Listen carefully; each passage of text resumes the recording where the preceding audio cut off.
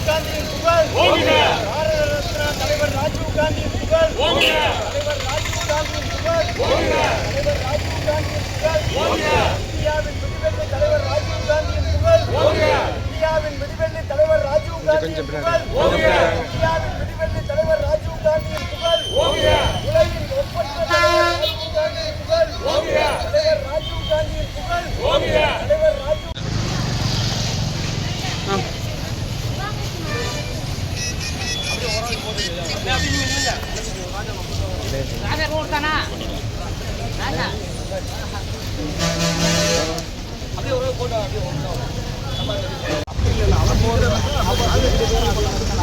மாமா பையன்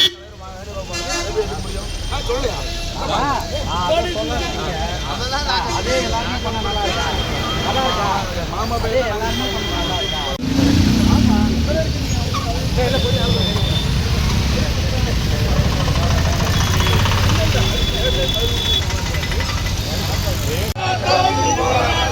காங்கிரஸ் கட்சியின் போராட்டம் ஜனநாயக விரோதி அனிதா ராதாகிருஷ்ணனை கைவண்ண சொல்லி நடக்கும் போராட்டம்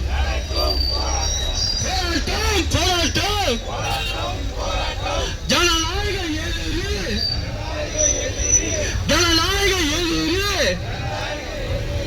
மக்கள் வாங்கி தீர்ப்பை அவலரித்து பேசிய வீரவாதி அனிதா ராதாகிருஷ்ணனை கைவண்ண கோரி நடக்கும் ஆர்ப்பாட்டம் மன்னிப்புகள்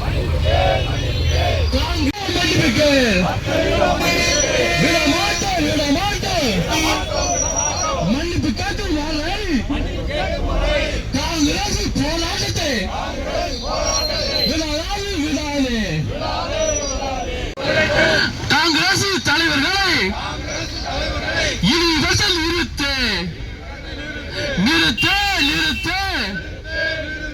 காங்கிரஸ் தலைவர்களை யூனிவர்சல் நிறுத்து.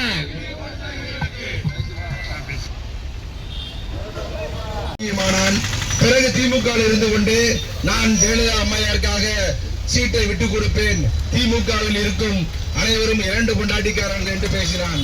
நாங்கள் எப்பொழுதும் இப்படி தரந்தாழ்ந்து பேசுவதில்லை. ஆனால் அனிதா ராதாகிருஷ்ணன் வரம்புக்கு மீறி தரந்தாழ்ந்து எங்கள் தலைவர்களை பேசியிருக்கிறான். அப்படிப்பட்ட அரசியல்வாதிகளை இன்றைய இளைஞர்கள் யாரும் விரும்புவதில்லை.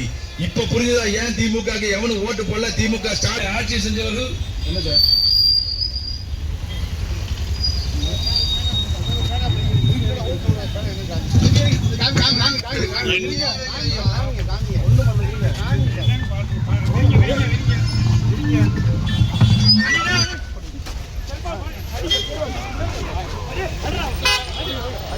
போதும் அடியா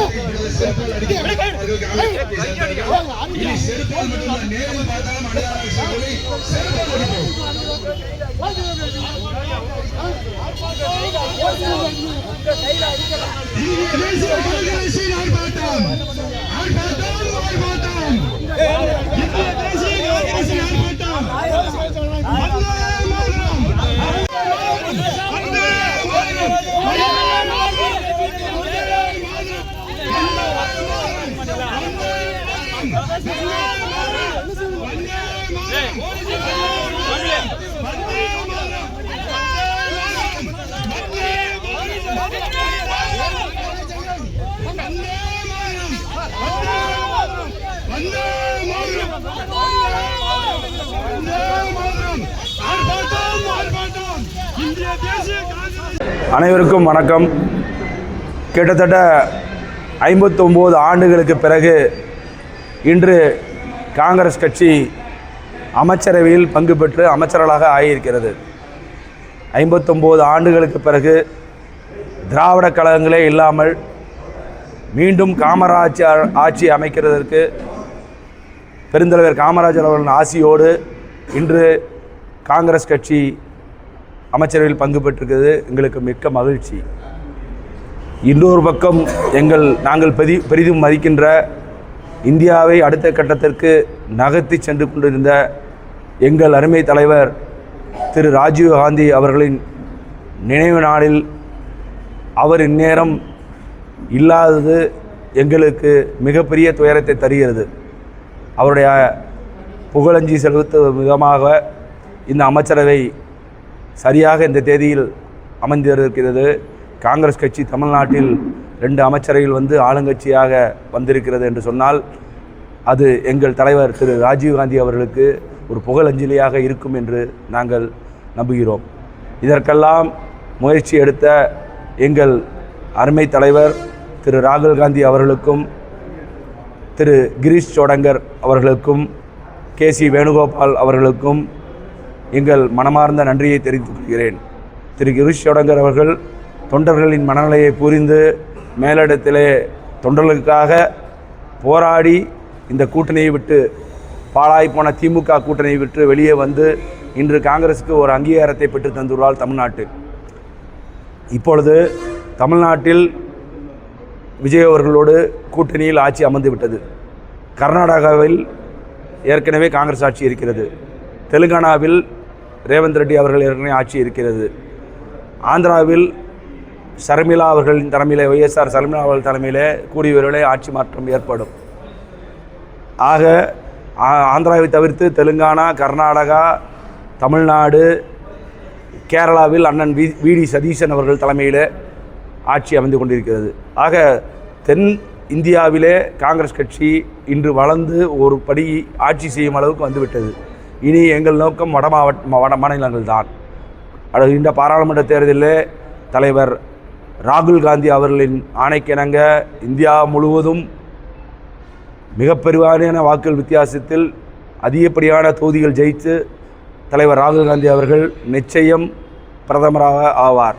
இதற்கு சாட்சிதான் இந்த தென் மாநிலங்களின் வெற்றி. இன்றொரு நேரத்தில் கடமைப்பட்டுள்ளேன். திமுகவை சேர்ந்த ஒரு அமைச்சர், முன்னாள் அமைச்சர், இந்நாள் சட்டமன்ற உறுப்பினர் மிக மோசமாக திரு வேணுகோபால் அவர்களை, திரு கிரீஷ் சோடங்கர் அவர்களை, திரு ராகுல் காந்தி அவர்களை, காங்கிரஸ் MLAக்களை கெட்ட வார்த்தையிலே ஒரு பொது மேடையிலே 200 ரூபாய்க்கு ஆளை கூட்டி வந்து ஆளுகளை வைத்து கொண்டு அவர்கள் கைத்தட்டை பெற வேண்டும் என்பதற்காக கொச்சையாக பேசியிருக்கார். அவருக்கு எனது கண்டனங்களை தெரிவித்துக் கொள்கிறேன். என்னை தொலைபேசிகள் மூலமாகவும் கடிதங்கள் மூலமாகவும் மொட்டை கடிதங்கள் மூலமாகவும் என்னை மிரட்டி பார்க்கிறார்கள். அந்த மிரட்டலுக்கெல்லாம் காங்கிரஸ்காரன் அஞ்ச மாட்டான். எதையும் எதிர்பார்க்காமல் தான் இந்த காங்கிரஸ் கட்சியிலே நாங்கள்லாம் இருக்கிறோம். இந்த காங்கிரஸில் இன்னை இருப்பவர்கள் யாருமே எந்த பதவியும் கிடையாது, எதுவும் கிடையாது. எங்களுக்கு ராகுல் காந்தி ஒருவரே தான் தலைவர், எந்த அணியும் கிடையாது நாங்கள். ஆக அப்படி இருக்கும் சூழ்நிலையிலே அனிதா ராதாகிருஷ்ணன் மனநிலை பாதிக்கப்பட்டு தெருவாக சென்று என்னை ஜோசப் அனிதா ராதாகிருஷ்ணன் என்று அழையுங்கள், காங்கிரஸ் கட்சி இனிமேல் தமிழகத்தில் இருக்காது, இந்தியாவில் காங்கிரஸ் கட்சி ஆட்சிக்கு வர முடியாது, ஸ்டாலின் அவர்கள் பீகாருக்கு அழைத்து சென்றார்கள், வடமாநிலத்துக்கு அழைத்து சென்றார்கள், பீகாருக்கு ஸ்டாலின் அவர்கள் சென்றதனால்தான் அங்கே தோல்வியை பெற்றோம் என்று நீங்கள் சனாதனத்தை பற்றி கேவலமாக பேசினீர்களோ அன்றே உங்களின் தோல்வி ஆரம்பமாகிவிட்டது. உங்களோடு சேர்ந்து இருந்த எங்களுக்கும் தோல்வி ஆரம்பமாகிவிட்டது. இன்று உங்களிடமிருந்து விடைபெற்றது எங்களுக்கு பெரும் விடுதலையாக இருக்குது. சனியன் தொலைந்தது என்று கூறுவார்கள், அதுபோல் திமுக என்ற சனியன் பிடித்தது 59 வருடம் கழித்து எங்களுக்கு தொலைந்தது. நாங்கள் துரோகிகள் என்று சொன்னால் திருமதி கனிமொழி அவர்கள் 2014 MLAக்கள் இல்லாமல் எங்கள் தயவால் ராஜ்யசபா உறுப்பினர் ஆனார். அதே போல் கருணாநிதி அவர்கள் 1996 மைனாரிட்டி கவர்மெண்ட் அவர்கள் அமைத்தார்கள். 2006 மைனாரிட்டி கவர்மெண்ட் அமைத்தார்கள் எங்கள் தயவினால். எங்களுக்கு எந்த பதவியும் தரவில்லை. இன்று திரு விஜய் அவர்கள் நாங்கள் கொடுத்திருக்க 5 MLAக்களுக்கு 2 MLAக்களுக்கு மந்திரி பதவி கொடுத்திருக்கிறார். அன்று நாங்கள் 34 MLAக்களை கொடுத்திருந்தோம், எங்களுக்கு எந்த பதவியும் தரவில்லை. அப்படியெல்லாம் எங்களை வஞ்சித்தார்கள். ஏன் உள்ளாட்சி தேர்தலில் கூட மேயரோ சேர்மனோ உருப்படியாக எதுவுமே தரவில்லை. அப்படியெல்லாம் எங்களை வஞ்சித்த திமுக விட்டு வெளியே வந்ததில் எங்களுக்கு மிகவும் சந்தோஷம். நாங்கள் வெளியே வந்தது அவருக்கு பெரும் கோபம், பெரும் ஏமாற்றம். இப்பொழுது சொல்கிறேன், திமுக, அதிமுக, பாஜக மூவருமே ஒரே வரிசையில் இருக்கிறார்கள். பாஜக கொடுத்த அழுத்தத்தின் பேரில் தான் திமுக காங்கிரஸை வெளியே விடாமல் பார்த்து கொண்டது. எங்கே விஜயோடு சென்று இவர்கள் கூட்டணி அமைத்து ஆட்சியை பிடித்து வருவார்கள் என்று அச்சத்தில் தான் கனிமொழி அவர்கள் ராகுல் காந்தியை சந்திக்க டெல்லிக்கு சென்று கூட்டணி பேச்சுவார்த்தை நடத்தார். அதை பற்றிய புகைப்படம் ஏதாவது வந்ததா வெளியே? ஒரு கனிமொழி அவர்கள் திமுக சார்பாக ராகுல் காந்தியை போய் டெல்லியில் சந்திக்கிறாரு. அதை பற்றி புகைப்படம் வரணும்ல, கூட்டணி பேசினால ராகுல் காந்தி அதில் தெளிவாக இருந்தார், புகைப்படம் எடுக்கக்கூடாது, வெளியே போ அப்படின்னு சொல்லிட்டார். அதான் நடந்தது. அதே போல் தமிழ்நாட்டில் ஸ்டாலின் அவர்கள் கெஞ்சாத, எங்கள் காலில் பிடித்து கெஞ்சாத குறையாக கூட்டணியில் வைத்து கொண்டார். எங்கே இவர்கள் வெளியே சென்று விஜயோட கூட்டணி அமைத்து ஆட்சியை பிடித்து காங்கிரஸ் ஆட்சி தமிழ்நாட்டில் வந்துவிடுமோ என்ற ஒரே நோக்கத்தில் பாஜகவின் அழுத்தத்தின் காரணமாக ஸ்டாலின் அவர்கள் இதை தெளிவாக பார்த்து கொண்டார்கள். எல்லா மக்களுக்குமே தெரியும், பாஜக பின்னிருந்து இயக்க, அதிமுக ஆட்சி அமைக்க, திமுக ஆதரவு அளிக்க, அண்ணன் திருமாவளவர்களை முதலமைச்சர் ஆக்கலாம் அல்லது எடப்பாடியை முதலமைச்சர் ஆக்கலாம் என்று திட்டங்கள் தீட்டியது மக்கள் அனைவருக்கும் தெரியும். மக்கள் அனைவரும் பார்த்து கொண்டு தான் இருக்கிறார்கள். வருங்காலங்களிலே இந்த திராவிட ஓநாய்களை அடித்து விரட்ட வேண்டும். காங்கிரஸ் கட்சியும் சரி, தாவேகாவும் சரி, இன்றும் நிறைய கட்சிகள் கூட்டணி வருகிறது. எல்லோரும் இனி வருங்காலங்களே மக்களுக்கு தூய ஆட்சியை தருவோம். இவர்கள் எல்லாம் புலம்பிக் கொண்டு இருக்கிறார்கள். அந்த புலம்பிலின் உச்சம், விரக்தியின் உச்சம்தான் இன்று மனநிலை பாதிக்கப்பட்டு மக்களையே சாடுகிறார்கள். ஒரு முன்னாள் அமைச்சர் பேசுகிறார், குளத்தூரில் உள்ள மக்கள்லாம் கேடுகட்ட மக்கள் என்று. யாராவது இப்படி சொல்லுவாங்க? தனக்கு வாக்களிக்காத மக்களை கேடுகட்ட மக்கள் என்று யாராவது இப்படி சொல்லுவார்களா? அப்படி சொல்லுகிறார் என்றால் அவர் எவ்வளவு விரக்தியின் உச்சத்தில் இருக்கிறார் என்று பார்த்துக்கொள்ளுங்கள். இனிமேல் எங்கள் தலைவர் ராகுல் காந்தியை பற்றியோ, வேணுகோபால் பற்றியோ, கிரீஷ் சோடங்கரை பற்றியோ நீங்கள் பேசினால் வருகிற 28ஆம் தேதி உங்களுக்கு இடி கேஸ் வருது. அதில் எங்கள் காங்கிரஸ் சார்பாக ஆஜராக இம்ப்ளீடாக நாங்கள் பெட்டிஷனாக நாங்கள் போடுவதற்கு ரெடியாகும். கூடிய விரைவில் அனிதா ராஜேஸ்வரன் ஊழல் குற்றச்சாட்டில் உள்ளே போய் விடுவார். இது எல்லாருக்கும் தெரிந்தது. அதை காப்பாற்றிக் கொள்வதற்காக ஒரு நாடகம் ஆடிக்கொண்டிருக்கிறார். அதற்கு எங்களை காங்கிரஸை வம்புக்கு இழுக்கிறார். ஆக இந்த நேரத்திலே தெளிவாக சொல்லிக்கொள்கிறேன், காங்கிரஸ் கட்சி யாருக்கும் அடிமையும் அல்ல, காங்கிரஸ் கட்சி யாருக்கும் ஊப்பியும் அல்ல, உங்களைப் போல 200 ரூபாய்க்கு கொத்தடியும் அல்ல. காங்கிரஸ் கட்சி என்றும் தனித்துவமான கட்சி. எங்களுக்கு தன்மானம்தான் முக்கியம், சுயமரியாதை தான் முக்கியம் என்பதை தெரிவித்துக் கொண்டு அனிதா ராஜேஸ்வரன் அவர்களை மீண்டும் ஒருமுறை வன்மையாக கண்டனங்களை இந்த இடத்திலே பதிவு செய்கிறேன். கோவில்பட்டி சார்பாக நாங்கள் ஆர்ப்பாட்டம் நடத்தினோம். இனிமேல் காங்கிரஸை பற்றி எவன் பேசினாலும் சரி, தக்கல் பதிலடி, தரமான பதிலடி கொடுக்கப்படும் என்பதை கூறிக்கொண்டு, இன்றும் பழைய நினைப்பிலேயே நாங்கள் இன்றும் அவரோட கூட்டணி இருக்கும், நாங்கள் இன்னும் அடிமையாக இருக்கும் என்று நினைத்து கொண்டு பேசினால் கடுமையான விளைவுகளை அவர்கள் சந்திக்க வேண்டும். எனக்கு என்ற மிரட்டல் வந்தாலும் நான் அதை பார்த்துக்கொள்வேன் என்று கூறிக்கொண்டு வாய்ப்பளித்தமைக்கு நன்றி கூறி விளைவுகிறேன். நன்றி, வணக்கம், ஜெயஹிந்த்.